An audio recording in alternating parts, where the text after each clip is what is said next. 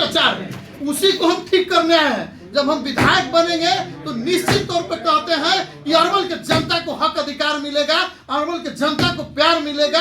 और जब हम विधायक बनेंगे तो हम आज वादा करते हैं, आप रिकॉर्ड कर लीजिए कि 365 दिन हमारा जो विधायक का एमएलए फ्लैट होगा वो जनता के लिए समर्पित रहेगा और जनता को रहने और खाने के लिए 365 दिन वहां पर व्यवस्था होगी। और हर पंचायत में, हर गांव में एक सहायता केंद्र खोलने का काम करेंगे हम, और सहायता केंद्र से आम लोगों की समस्या को दूर करने का काम करेंगे। सर एक क्वेश्चन और है। हाँ बताइए। जब आप विधायक बनेगा तो शिक्षा व्यवस्था कैसे ठीक करिएगा? शिक्षा व्यवस्था तो हम पहले ही बोले कि यहाँ के जो हम सत्ता की और सरकार की बात नहीं करना। हाँ, सत्ता और सरकार की बात नहीं करने आए हैं हम। व्यवस्था में हम बता तो दिए कि शिक्षा एकदम जर्जर स्थिति में है और शिक्षा को हमको ठीक करना है। तो यहाँ जब हम विधायक बनेंगे तो निश्चित तौर पर हम कह रहे हैं कि यहाँ के पूरा शिक्षा व्यवस्था को मैंने दुरुस्त और सुदृढ़ करने का काम करेंगे। यहाँ के अधिकारी पदाधिकारी को हम क्लास लगाने का काम करेंगे। अगर यहाँ के अधिकारी पदाधिकारी फोन नहीं उठाएंगे, प्रतिनिधि की बात नहीं सुनेंगे, तो हम बताने का काम करेंगे कि सिलेक्टेड और इलेक्टेड में कितना पावर है। जनता से इलेक्टेड होकर हम जाएंगे और सिलेक्टेड और इलेक्टेड उनको हम परिभाषा सिखा देंगे। यही हम बताने का काम कर रहे हैं आप लोग प्रिंट बंधुओं के साथ कि वो सिलेक्टेड होके आए हैं और हम जनता के बीच से इलेक्टेड होके जाएंगे तो उनको हम क्लास लेने का काम करेंगे। अगर वहां पे शिक्षा विभाग अगर लापरवाही करेगी तो। अगर चुनाव जीत कर आप जाते हैं विधानसभा में, सबसे पहले फर्स्ट मुद्दा क्या होगा? सबसे पहले फर्स्ट मुद्दा है कि हमारे अरवल में सबसे ज्यादा घटनाएं होती है, रोड दुर्घटना। और रोड में सबसे ज्यादा एक्सीडेंट होता है पूरे बिहार से। सबसे ज्यादा यहाँ जो है सड़क दुर्घटना मौत होती है।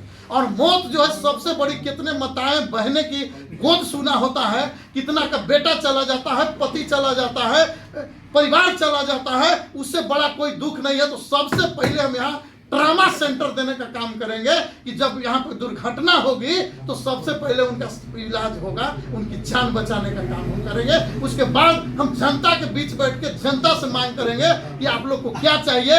हर गांव से जो मांग होगा, लोगों का जो डिमांड होगा, उसको सबसे पहले हम पूरा करने का काम करेंगे। और भ्रष्टाचार जब खत्म होगा अरवल से तो निश्चित तौर पर अरवल का विकास तेज गति से होगी और अरवल का काया कब बदलेगा। जब तक अरवल में परिवर्तन नहीं आएगा तब तक अरवल का विकास नहीं होगा। यहाँ पर जो 2 उम्मीदवार आए हैं, एनडीए का और इसका इंडिया गठबंधन का, ये दोनों अभी इनको जो इंडिया के जो उम्मीदवार आए हैं मनोज शर्मा, इनको अभी अरवल के जो क्षेत्रफल पता नहीं है। अरवल को कि कहां से कहां तक अरवल विधानसभा का सीमा है ये भी पता नहीं है। ना ही कोई जनता को जानते हैं, पहचानते हैं, ना अरवल की मालिक जनता इनको पहचानती है। ना इनका कोई अरवल में प्रभाव है और ना अरवल में कोई इनका योगदान रहा है। तो ऐसे पैराशूट उम्मीदवार को, ऐसे जो हवाई उम्मीदवार को अरवल की जनता भली भांति जान चुके हैं, इनको बैरन वापस भेजेगी। हमको यही उम्मीद है। अरवल की महान जनता इस बार अरवल की बेटा को, अरवल के नेता को अरवल के कुर्सी पर बैठा के अरवल को विधायक बना के सदन भेजने का काम करेगी और अरवल का आवाज उठाने का काम करेगा। इसीलिए अगला बिहार के मुख्यमंत्री आप किनको देखना चाहते हैं? अगला बिहार के मुख्यमंत्री बिहार की जनता तय करेगी। अब हम इसको तय नहीं करेंगे, बिहार की जनता तय करेगी। उसका निर्णय लेने वाले अभी बहुत शीर्ष नेता हैं और पार्टी के लोग हैं कि बिहार की जनता तय करेगी, हम तय करने वाले नहीं है। कि लोकतंत्र में जनता मालिक है, जनता सर्वोपरि है। जनता जिसको जनादेश देगी वो मुख्यमंत्री बनेगा। महिलाओं को आप क्या संदेश देना चाह रहे हैं? महिलाओं को हम कहेंगे कि आधी आबादी महिला को मैं सम्मान करता हूं कि महिला का जो हक अधिकार के जहां बात होगा, जहां पे उनको लड़ने की जरूरत होगा, उनको हक अधिकार की बात होगा, उनके लिए हम मजबूती से आवाज उठाएंगे। एक एक चीज उनका हम मांग करेंगे। महिलाओं के लिए अरवल में हम देखते हैं कि महिलाएं तड़पती रहती है। कहीं पे पेयजल की व्यवस्था नहीं है, कहीं पर यूरिनल की व्यवस्था नहीं है। बाजार में महिलाएं आती है तो शौच के लिए उनको वापस घर जाना होता है, टॉयलेट के लिए वापस घर जाना होता है। तो हम एक ऐसा अरवल में व्यवस्था बनाएंगे कि वो सुलभ शौचालय में जाके अपना जो है शौचालय करेंगे और पेयजल की उनको कोई समस्या नहीं होगी। इस सबसे पहले हम महिलाओं के लिए ठीक करने का काम करेंगे, क्योंकि हम तो पुरुष वर्ग हैं, कहीं भी चले जाते हैं, लेकिन हमारे माताएं बहनें बेटी जो आती हैं वो तड़पती रहती हैं, या चाहे घर जाने के लिए विवश रहती हैं कि हम घर जाएंगे, हमको टॉयलेट लगा है, हमको सब तरह तरह की समस्याएं हैं। तो बेटी बहनों के लिए हम सबसे पहले बाजार में और जगह जगह पंचायत में गांव में उनके लिए हम व्यवस्था करने का काम करेंगे। उनके ऊपर उनके लिए हर तरह का मैं व्यवस्था करने के लिए हम बात करेंगे। और ज्यादा आप क्या कहें महिलाओं के लिए, एनडीए और इंडिया के बीच में आपका मुकाबला है सर। एकदम। क्या अरुण यादव एनडीए और इंडिया को परास्त कर पाएंगे? एकदम अरवल फतह होगा और अरवल एकदम निश्चित तौर पे हम फतह करेंगे। अरवल की जनता की ताकत सबसे बड़ी ताकत है। इस बार अरवल की जनता का पूरा अपार समर्थन हमको जैसे मिलने जा रहा है, तो निश्चित तौर पे हम कह रहे हैं कि हमको प्रचंड बहुमत से हमको जीत होगी। एकदम पूरे अरवल की जनता त्राहिमाम है और एक ही ऑप्शन बचा है, अरुण कुमार। अब की बार अरुण कुमार, अरवल की जनता है तैयार। अब की बार अरुण कुमार, सबसे आगे अरुण कुमार, अरवल की मांग है सबसे आगे अरुण कुमार। अब की बार अरुण कुमार, अरवल मांगे अरुण कुमार। पूरा जनता में ही चर्चा चल रहा है। कोई और अरवल की जनता के पास कोई ऑप्शन नहीं है। अरवल की जनता इस बार अरवल की बेटा को, अरवल की नेता को अरवल की कुर्सी पर बैठा के अरवल को और सदन में भेजने का काम करेगी। तब जाके अरवल का हक अधिकार मिलेगा। अरवल तेज गति से विकास होगा। कहीं कहीं देखते हैं कि अरवल जिला का नाम तक नहीं है, तो अरवल जिला का जब तक बेटा बहादुर वीर यहाँ का जब तक नेता नहीं बनेगा तब तक सदन में आवाज नहीं गूंजेगा। और जब तक आवाज नहीं गूंजेगा तब तक अरवल का कभी विकास नहीं होगा। तो इसलिए अरवल की जनता इस बार माले महानंद से और एनडीए के उम्मीदवार दोनों के नकार के इस बार त्रिकोणीय लड़ाई होगी।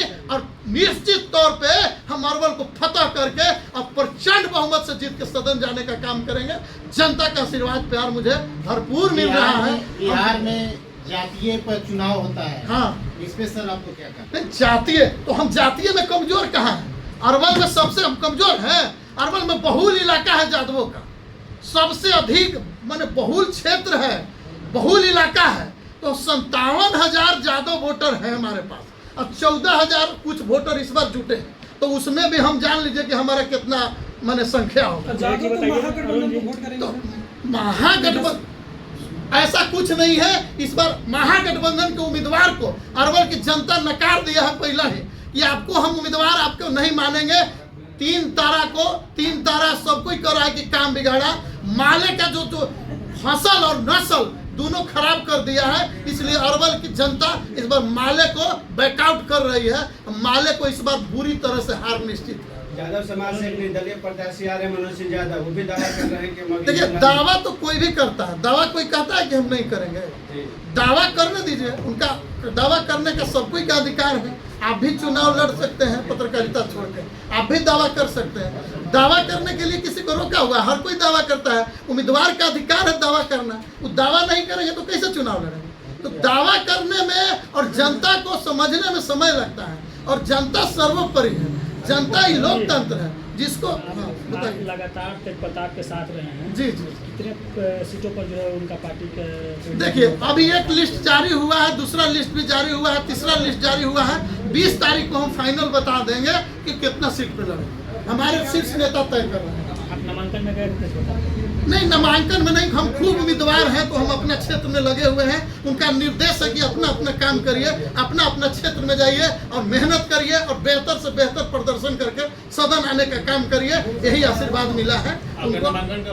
मेरा नामांकन कल शनिवार दिन 11 बजे दिन में अरवल उमेराबाद जो मेरा पैतृक गांव है, आदर्श ग्राम लेखा बिगा यादव चौक से पूरा बैंड बाजा, हाथी घोड़ा और हजारों हजार की संख्या में गाड़ी वाहन, दुपहिया चरवही पहिया वाहन और हजारों हजार की संख्या में हम लोग है अनुमंडल पर आकर अपना नामांकन दाखिल करने का काम करेंगे। उसके बाद आशीर्वाद यात्रा निकलेगा और सबका खाने पीने का व्यवस्था हमारे रोजा पर राधा कृष्णा मैरिज हॉल में किया गया है।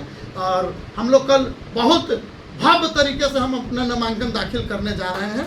कल दिन शनिवार कितना है? 18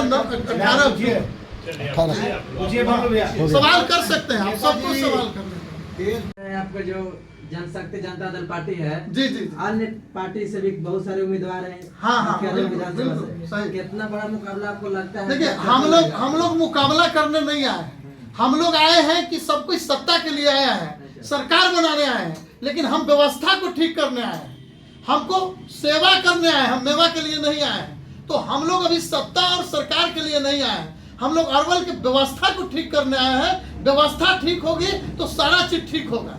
सरकार बनाने नहीं आए।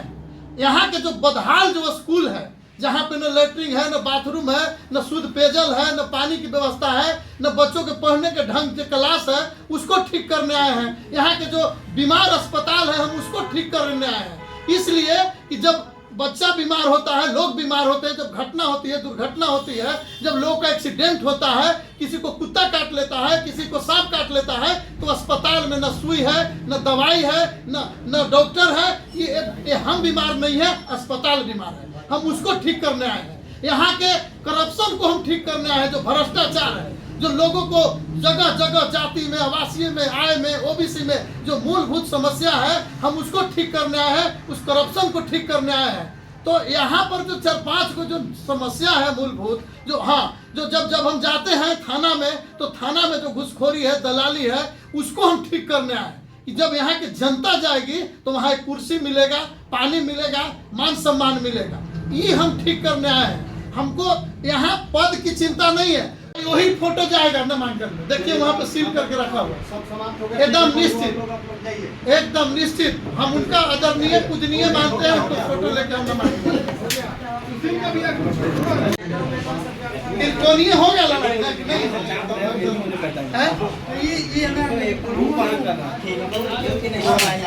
है?